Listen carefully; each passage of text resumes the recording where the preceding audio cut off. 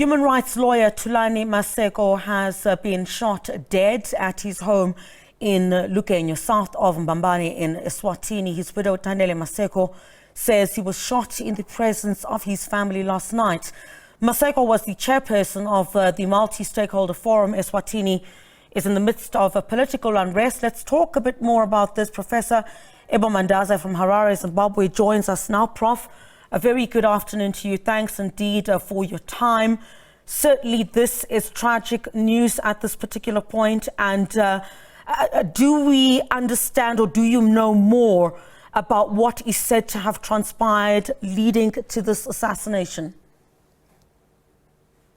No more than that we have seen in the media and the horrid footage of the minutes after he was killed in his home, in the presence of his wife and kids.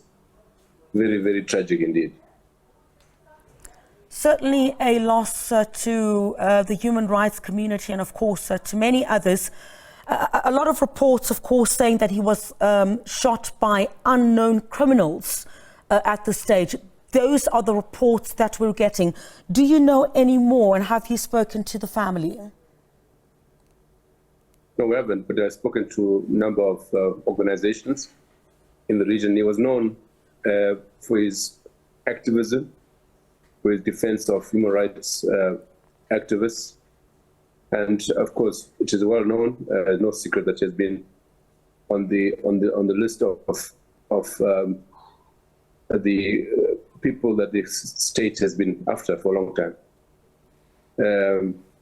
It's very sad also. I think it illustrates that we have in our midst, in our region, two societies in particular in which any opposition movements are regarded as enemies. And what's happening in eSwatini is yet another illustration. The kind of stuff that we also see in Zimbabwe, where opposition factors since independence, whether it was Joshua Nkomo and Zapu, Edgar and Zoom, Changrai and MDC, and now Triple C, they are regarded as enemies. There's no tolerance for opposition.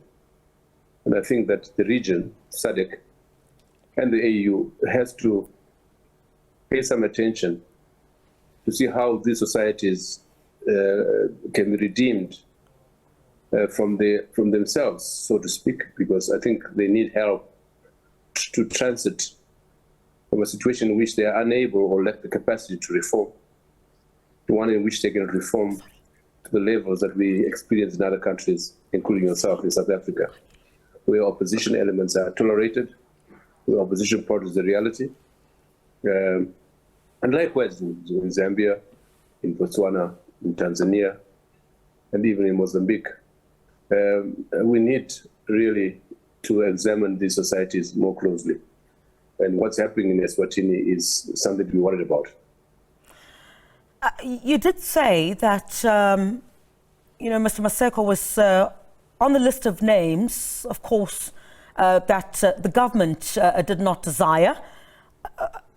Would you say then that his assassination is linked to his strong words? Almost certainly.